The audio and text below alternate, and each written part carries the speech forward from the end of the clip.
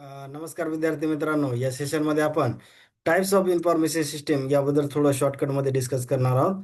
तर जे मुलं आय टी प्राचार्याची जी तयारी करत असतील MPSCच्या एक्झामची, त्या मुलांना माझी रिक्वेस्ट आहे, जर चॅनलला आपलं म्हणजे लेक्चर आवडत असतील तर चॅनलला सबस्क्राईब करायला विसरू नका किंवा तसेच लाईक आणि शेअर करायला सुद्धा विसरू नका. थँक्यू. तर कुठलाही वेळ न वाया घालवता आपण लगेच इथं डिस्कस करायला सुरुवात करू.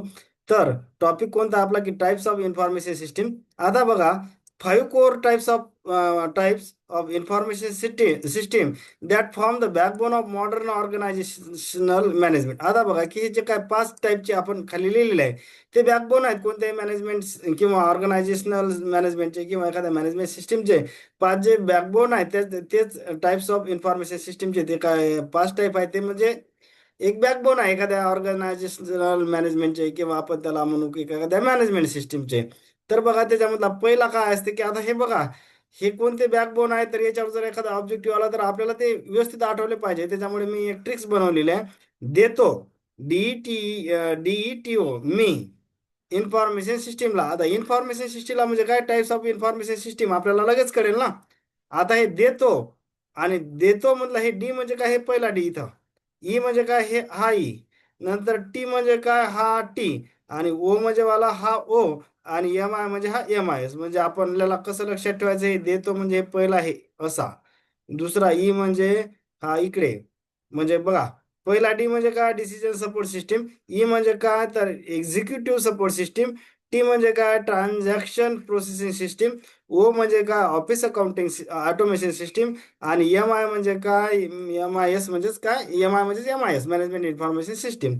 तर आता याच्यातले आपल्याला ऑब्जेक्टिव्ह कसं आहे ते की बाबा यातला एखादा काहीतरी देईल की कोणती याच्यामध्ये टाईप्स नाही, की मग एखाद्या यातले काहीतरी चुकीचा जर दिला ऑप्शनमध्ये तर ते आपल्याला आयडेंटिफाय करता आला पाहिजे. म्हणजे मग आपल्याला आयडेंटिफाय करण्यासाठी आपण एक साधी ट्रिक्स ठेवली की देतो मी इन्फॉर्मेशन सिस्टीमला. इन्फॉर्मेशन सिस्टीमला म्हणजे काय असतं, टाईप ऑफ इन्फॉर्मेशन सिस्टीम. तर आता हे डी वरून आपल्याला या देतो मी वरून सगळे आपल्याला जे काही मेन टाईप्स आहेत किंवा कोर टाईप्स आहेत इन्फॉर्मेशन सिस्टीमचे ते सहज लक्षात येतात. आता ऑब्जेक्टिव्ह एक्झामचं एक वैशिष्ट्य आहे की पूर्ण तुम्हाला असं पाठच असलं गरज नाही. एक हिंट असली तरी ते आपल्याला तिथच्या तिथं पाहून आपल्याला टिक करायचा ना. तर म्हणजे त्या एखाद्या टॉपिक बद्दल थोडंसं आपल्याला बेसिक बॅकग्राऊंड जरी माहित असलं ना तरी तो क्वेश्चन टॅकल होत असते. म्हणजे मेमराईज करायची किंवा फारच पाठांतर असलं पाहिजे असं काही गरज नाही. बघा आता, त्याच्यामधला पहिला होता की डिसिजन सपोर्ट सिस्टीम. आता डिसिजन सपोर्ट सिस्टीम म्हणजे काय, an interactive computer based system that help the manager analyse data and make a better decision. नावच आहे की डिसिजन सपोर्ट सिस्टीम. आता हे काही पाठ करायचं गरज नाही, इथं या टायटलवरूनच करते की बाबा हे कशाबद्दल बोलत आहे. Specially Wien the problem is complex or unstructured. आता अनस्ट्रक्चर प्रॉब्लेम म्हणजे काय की ज्याला काहीच रूल रेग्युलेशन नसतात आणि म्हणजे असं लवकर सॉल्व्ह होत. म्हणजे एखादा प्रॉब्लेम सॉल्व्ह करण्यासाठी जर स्ट्रक्चरल प्रॉब्लेम म्हणजे काय की एखादा प्रॉब्लेम सॉल्व्ह करण्याचे रूल रेग्युलेशन किंवा त्याच्या मेथड माहीत असतात. अनस्ट्रक्चर प्रॉब्लेम किंवा कॉम्प्लेक्स प्रॉब्लेमले असं रूल रेग्युलेशन असं माहिती नसते. म्हणजे त्याच्यामुळे आपण त्याला अनस्ट्रक्चर म्हणतो. फॉर एक्झाम्पल घेतलं की फोरकास्टिंग फ्युचर सेल. नंतर executive support system provides high level information to help the top management plan long term strategy. जे काय टॉप लेवलच्या मॅनेजमेंटला इन्फॉर्मेशन कशासाठी द्यायची की लॉंग टर्म स्ट्रॅटेजीसाठी. For example market trends report. आता हे काही याच्या म्हणजे अंदरचं काय सगळं पाठगीट करायची गरज नाही. साधं वरच्या टायटलवरून आपल्याला कळते की कोणत्या टाईपबद्दल बोलत आहे. म्हणजे उगाच त्याच्या समजा एखाद्याच्या लक्षात राहत नसेल तर एवढं काय लोड घेऊ नका. तिसरी टाईप्स होती याच्यातली बघा, ट्रान्झॅक्शनल प्रोसेसिंग सिस्टीम. आता ट्रान्झॅक्शन म्हणजे काय, डेली डेली जे काय असते ऍक्टिव्हिटी किंवा रुटीन त्याच्याबद्दल रेकॉर्ड किंवा प्रोसेस करणे. म्हणजे बघा आता, record and process daily routine transaction of an organizer. Example sales transaction in the shop. म्हणजे काय करते की डेली रुटीनचं ट्रान्झॅक्शन एक मेंटेन करणारी सिस्टीम असं साधं. नंतर office automation system, sorry, helps in the office work and communication using computer and software, for example email. नंतर management information system, MIS collect the data from different sources and provide the report to the manager for make a better decision. त्यासाठीच मॅनेजरला better डिसिजनसाठी MISचा वापर होतो ना. म्हणजे management information system जे आहे तर त्याचा उपयोगच तो आहे की मॅनेजरला बेटर किंवा राईट डिसिजन घेण्यासाठी हेल्प करत असते. आता याच्यामध्ये काही असं लक्षात विषयात ठेवण्यासारखं काही नाही, फक्त आपल्याला जे पाच जे काही इन्फॉर्मेशन सिस्टीमच्या टाईप आहे फक्त त्याचे नाव लक्षात ठेवायचे. बाकी आपल्याला असा ऑप्शन जरी दिसला ना, त्याच्यावरून कळून जाते ते कोणत्या याच्यामधला आहे. नंतर हा. आता flow of information in MIS start from end to start from end in sequence.